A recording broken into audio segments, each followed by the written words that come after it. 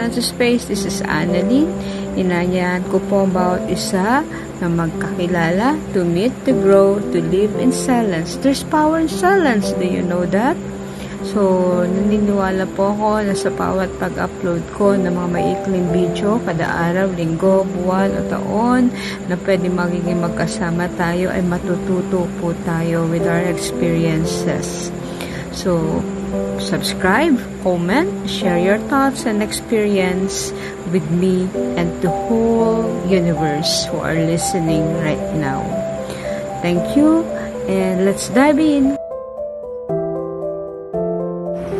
Did you heard about bullying? Ako, ang konsepto ko lang sa bullying dati is that yung sasabihan ka ng kung ano. Kasi ang bullying is wala namang pinipili pala yan. Nung bata-bata pa ako is that akala ko yung bang ang binubuli lang yung bata, ang binubuli lang yung gusto nilang pagpipad. But the thing is, even me experienced that kind of bullying. Bullying in the sense na ano maririnig mo about you. Na totoo ba yun o hindi. Regardless of, that's the thing I've learned, no?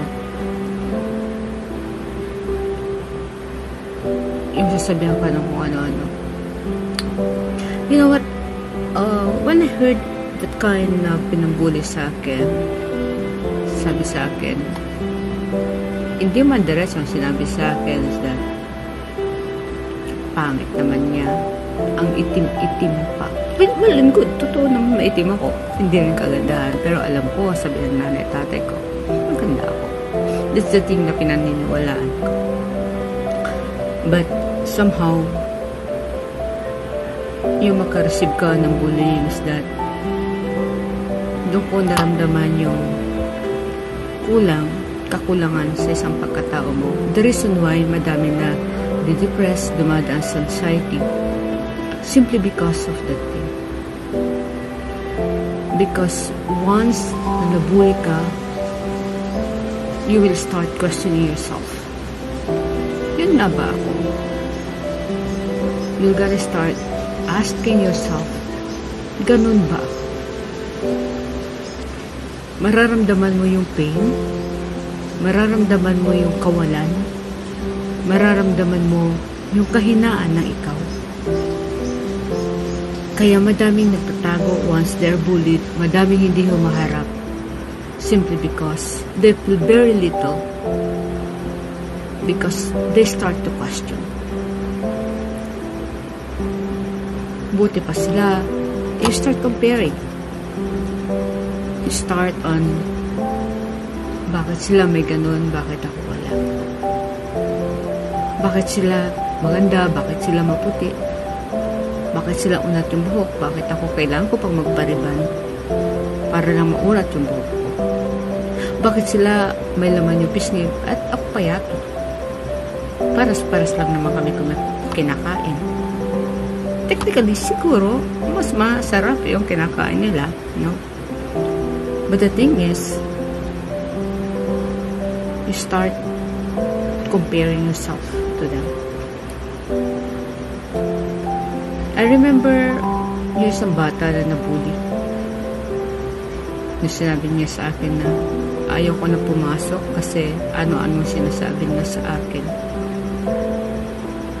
Dati ang dali ko sabihin na, okay lang yan, pumasok ka kasi hindi naman totoo. Okay lang yan, pumasok ka, show to them, prove to them, hindi ganun. But when I met that kind of bullying, when I met that person who bullied me, whom na hindi ko inasahan kasi magbubully sa akin, I feel the pain within me. I question myself. Bakit ako ganun? Bakit kulang? Bakit? I start comparing. That's the general thing. I even don't want to go back to work I even don't want to go back and talking with these people around me. But you know what? One time, habang nakaharap ako sa computer ko, sabi ko sa sarili ko, ipapatulang ko lahat ng sinasabi niya. It might be ako yun. It might be. Yun ang palaban niya sa akin.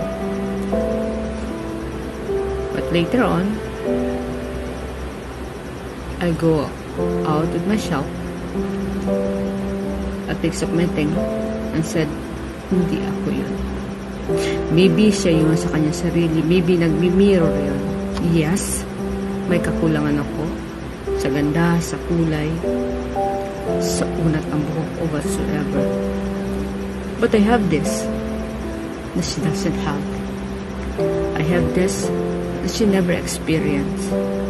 I have this definitely wala siya. So what does it mean?